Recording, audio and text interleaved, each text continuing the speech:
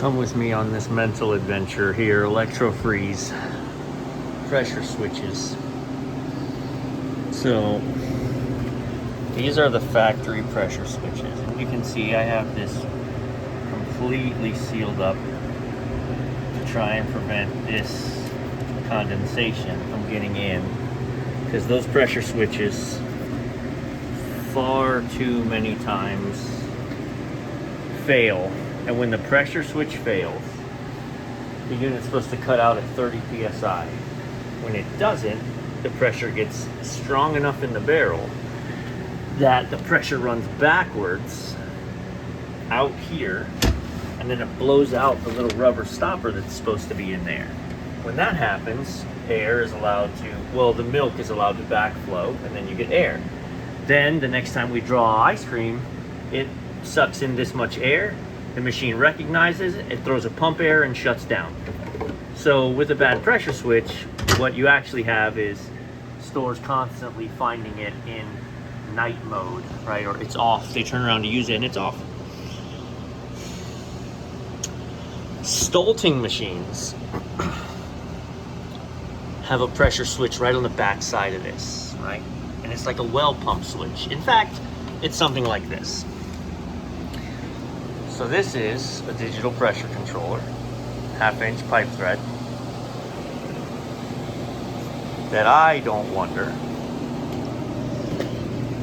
if I could. This is one of my machines, right? So this is the beauty of playing mad scientist. We own our own restaurants, so when I get fed up with changing pressure switches, those pressure switches up there are like $1,000 a piece, $1,200 a piece at this point.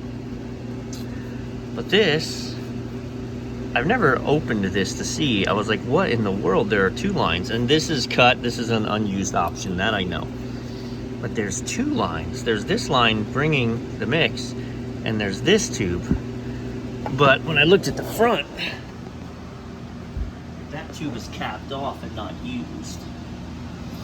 So I wonder if it's also capped off up there, but I'm not gonna monkey with it. So my initial thought process was to get in here to where we've got this 6 or 8 inches of play.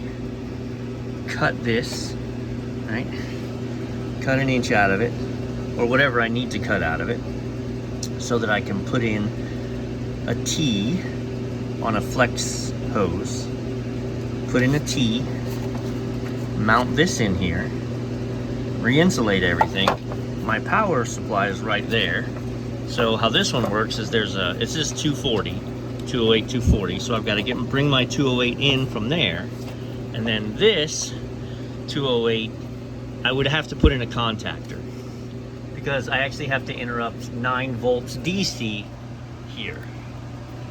But I've got the space, right? We put this here, we install a contactor up there, I run the wires down, and then this gets programmed that when less than 32 psi, it closes the contactor, energizes the pressure switch, and we're good.